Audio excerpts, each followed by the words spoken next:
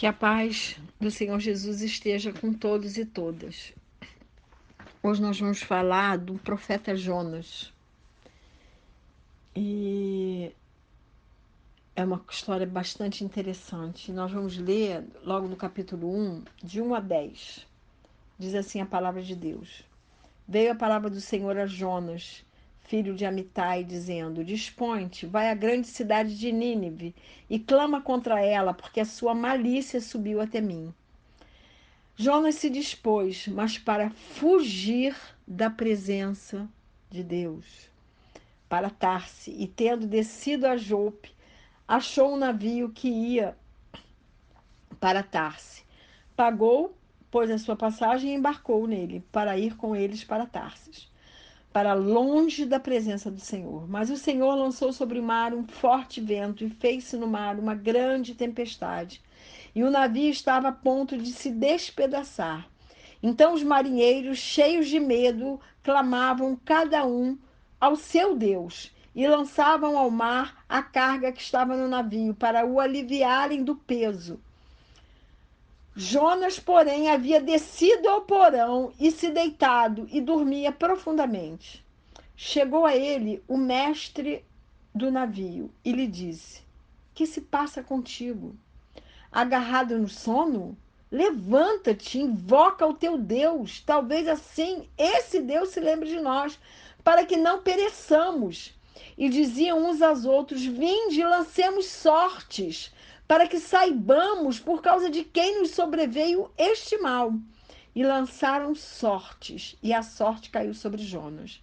Então lhe disseram: Declara-nos agora por causa de quem nos sobreveio esse mal. Que ocupação é a tua? De onde vens? Qual é a sua terra? E de que povo és tu? Ele lhes respondeu: Sou hebreu e temo ao Senhor, o Deus do céu, que fez o mar e a terra. Então os homens ficaram possuídos de grande temor e lhes disseram: Que é isto que fizeste? Pois sabiam os homens que ele fugia da presença do Senhor, porque lhe haviam declarado. Quem conhece a Deus tem todas as opções, menos a de fugir da sua presença. No interior do homem, há sempre duas forças opostas que brigam entre si. Jonas lutava contra essas duas vontades. Deus lhe disse para ir e ele quis fugir. Em Romanos 7, 22, 23, Paulo fala sobre essa contradição: fazer o bem, fazer o que é certo, fazer a vontade de Deus, e ao mesmo tempo fazer o que é errado aos olhos de Deus, o desobedecendo, fazendo nossa própria vontade. Ele diz: o bem que eu quero fazer, esse eu não faço, e aquele bem que eu não quero, esse eu acabo fazendo. Enfim, toda fuga da vontade de Deus implica em descida. Tarsis ficava abaixo de Nínive. Entrando no navio, Jonas foi para o porão e depois desceu para o mar. A desobediência à vontade de Deus sempre afasta o ser humano da presença beneficiadora do Senhor. Ele desobedeceu a Deus porque tinha ódio dos ninivitas. Nínive era a capital do Império Assírio e eles eram inimigos dos hebreus. Realmente, o povo hebreu tinha sido muito massacrado pelo povo do Império Assírio, pelo povo de Nínive.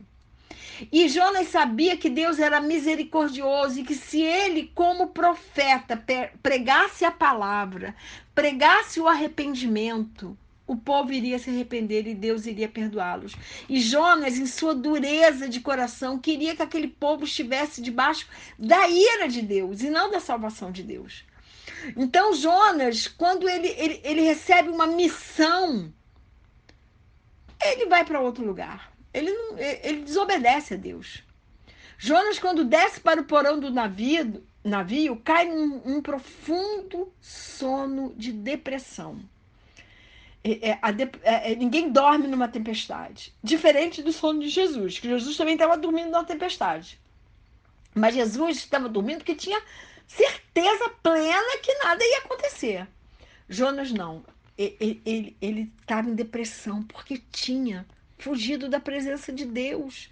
O homem que foge de Deus se abriga em sua própria depressão, em sua própria angústia, em sua própria derrota.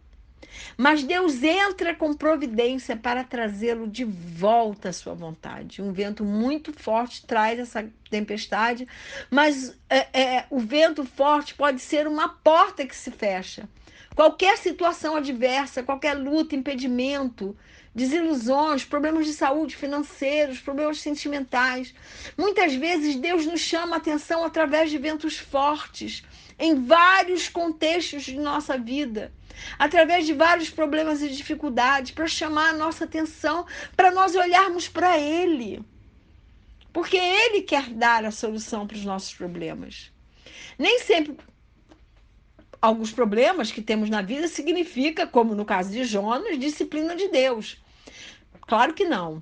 São coisas inerentes ao mundo que a gente vive. Mas muitas vezes Deus usa a tragédia, usa as dificuldades como possibilidade para mostrar o seu amor por nós. Mas Jonas, mesmo antes de tirarem aquela sorte para saber por que estava acontecendo aquilo, sabia que toda aquela adversidade era por causa da sua desobediência. Ninguém desobedece a Deus e não sofre as consequências. Pecar é errar o alvo de Deus para a sua vida. É fugir do propósito que Deus tem para cada um de nós. Deus tinha um alvo. Deus tinha um chamado para Jonas. Deus tem um chamado para cada um de nós. Deus tinha um propósito para Jonas, mas ele não quis cumprir esse propósito. Não quis cumprir a sua missão. Não quis fazer a vontade de Deus. Os marinheiros jogaram a carga no mar, mas a carga estava dentro de Jonas e a carga era o pecado. Pessoas que fogem da presença de Deus trazem maldição para si, para a sua própria vida e para os que estão à sua volta, acaba respingando. Por isso que Jonas teve que ser lançado ao mar. Então Deus providenciou um peixe grande a fim de que Jonas pudesse confrontar a sua desobediência e se quebrantasse diante da vontade de Deus. Deus muitas vezes interfere na nossa vida de maneira extraordinária. Ele nos leva a uma situação de crise para que possamos refletir. O peixe, que aí é contado no capítulo 2, né? O peixe foi a providência de Deus, não só para Jonas se arrepender, como também para trazê-lo de volta, pois nadando ele não ia conseguir chegar e ia morrer afogado. Então, o peixe grande foi a providência de Deus, foi a proteção de Deus para que Jonas não morresse. E foi no ventre de um peixe, no escuro, no deserto, na solidão, é que Deus restaurou a vontade de Jonas. E é lá também que Deus restaura a nossa alma através da oração. Porque no capítulo todo 2, enquanto Jonas estava dentro do peixe, ele ora a Deus. Eu vou ler só 3 versículos, o versículo 2, o 7 e o 10. No 2 ele diz assim: na minha angústia clamei ao Senhor e ele me respondeu. No ventre do abismo gritei e tu me ouviste a voz. No versículo 7 ele diz: quando dentro em mim desfalecia a minha alma, eu me lembrei do Senhor e subiu a ti a minha oração no seu santo templo. No 9, eu vou ler o 9 e o 10, que aí acaba o capítulo. Mas com voz de agradecimento eu te oferecerei sacrifícios e o que votei pagarei. Ao Senhor pertence a salvação. Falou, pois, o Senhor ao peixe e este vomitou Jonas na terra. Então, foi naquele deserto que Jonas lembrou que Deus é um Deus de misericórdia mesmo e orou a Deus e agradeceu a Deus. Foi no deserto que Deus forjou o povo judeu, preparando-o para alcançar a promessa, para alcançar a terra prometida, que é a terra de Canaã, que é Israel até hoje. Jonas precisou chegar ao fundo do poço para obedecer a Deus, para não fazer a sua própria vontade. Nós precisamos enxergar o que é importante para Deus.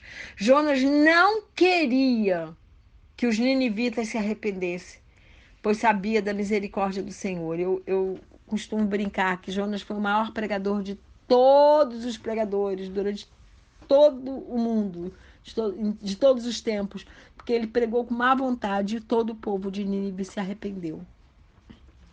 E lá no capítulo 3, nos versos 4 e 5, diz assim: começou Jonas a percorrer a cidade, caminho de um dia, e pregava e dizia: ainda 40 dias e Nínive será subvertida.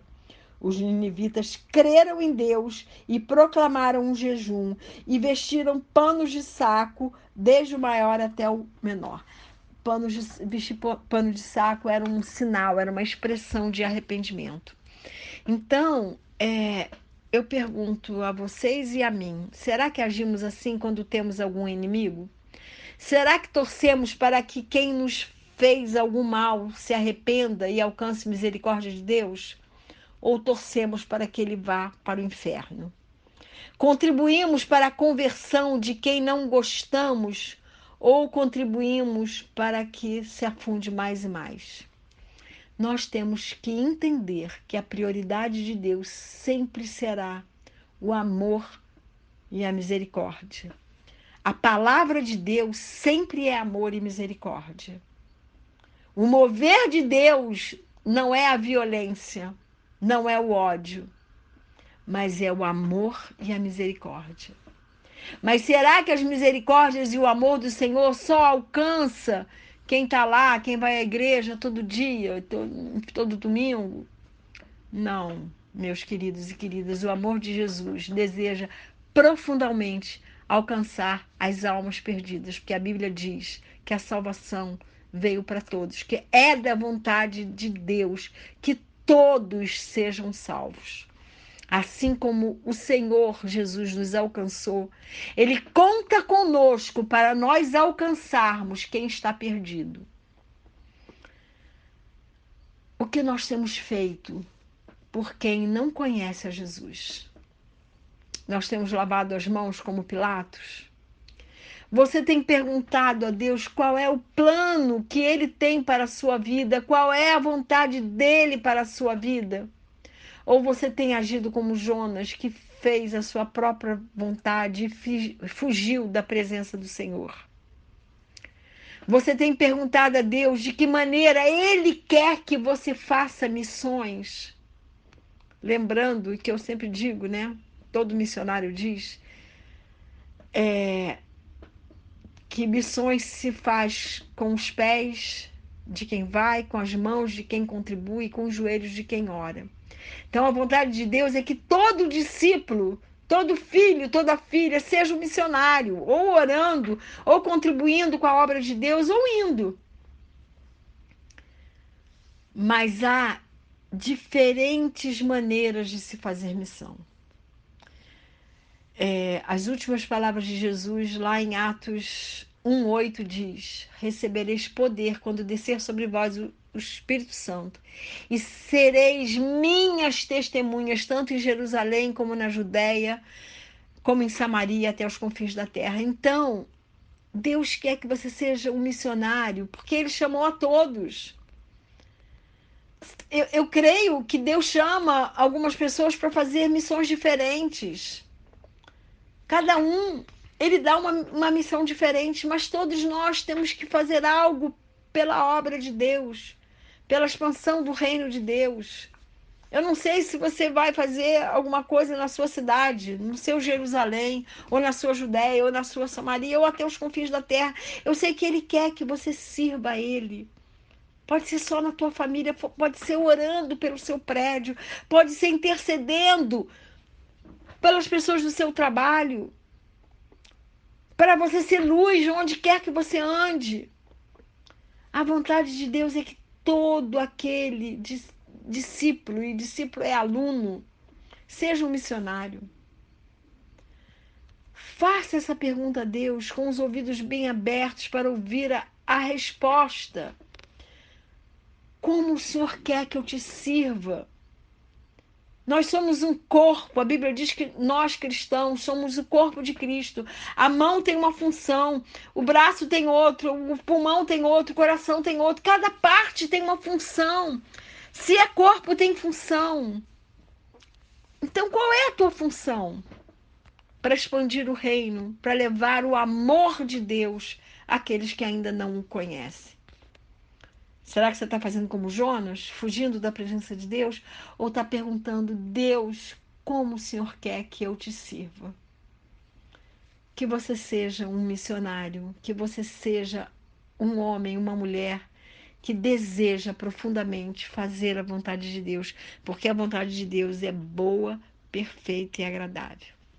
E que Deus nos abençoe e nos guarde, que o Senhor faça resplandecer o seu rosto sobre nós e que tenha misericórdia de nós.